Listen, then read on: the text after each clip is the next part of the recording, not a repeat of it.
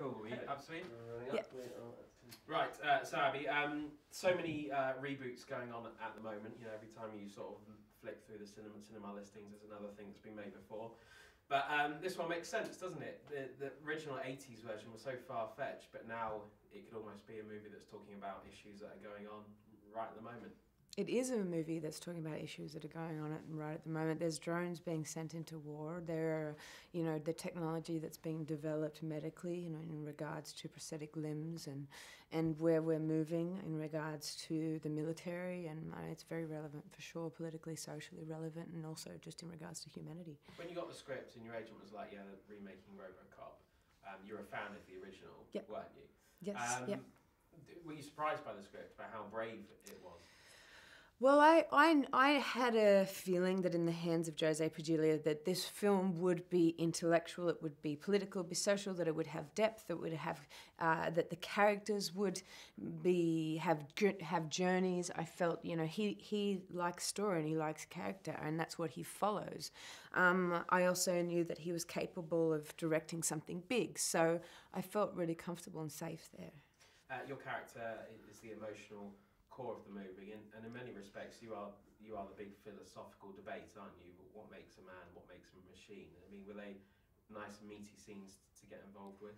Yeah, they were, and it was, you know, for me, I think just naturally I'm interested in that side of, you know, what it is to be human, the world that we live in, the planet Earth.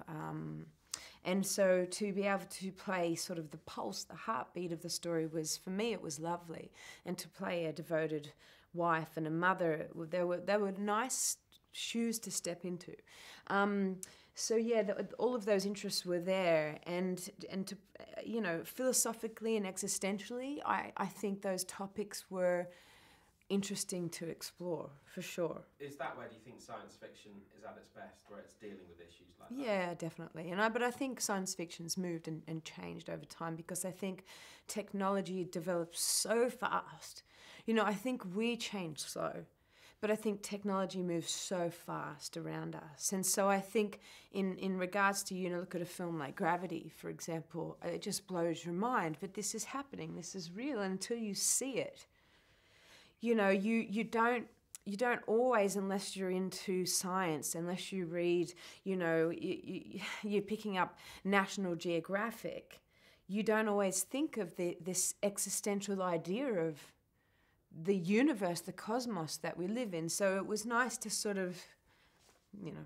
Would you call this a science fiction movie then? Science fact? Science fact, not fiction.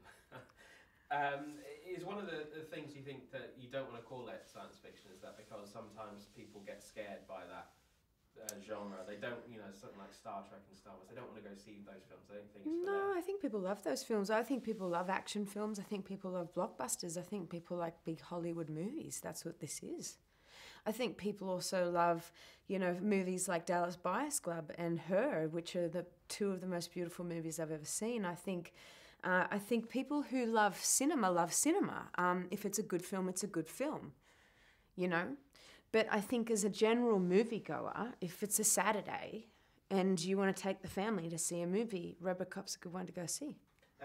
I do, honestly. I really do. Agree with you, actually. Yeah. When you look at the trailer, it sort of looks like it's a superhero movie. It's got the suit, in many respects, got superpowers, you know, due to technology. Is this, though, an anti-superhero movie? No one wants to be Robocop. Is this a tragedy? Well, you know, the question is asked, you know, what is a hero and what makes a hero hero? And I'm not going to answer that in regards to what happens in the film, because it's a spoiler alert. But it's, you know, what does make us heroes, and who are the heroes, and what does a hero mean? I mean, you know, in regards to war, in regards to the police force, in regards to law, in regards to government, I mean, where are we at? Is that a rhetorical question you're asking? I just asked a rhetorical question. You Okay, can answer it if you want. I was ready for that. I was ready to go for that. No, but it's like a wonderful debate. That's what I think is interesting about this film, is that it opens debates. You can walk out of the cinema and go, that was a really cool action film and I really enjoyed that. Or you can walk out and ask yourself, What would it be like if we lived in a world where the policeman down the street was half robot, half man? What would it be like if we, developed military forces that were mostly robotic? I mean, the good thing about this film is that it asks those questions, but it doesn't actually answer them. I'm saying that in a good way. But films, the best films, I think, are films that leave question marks. Where does I hate this word. Where does the franchise then go from here? Because you're doing big philosophical debates. Yeah. You've kind of talked about a lot of them in the first film.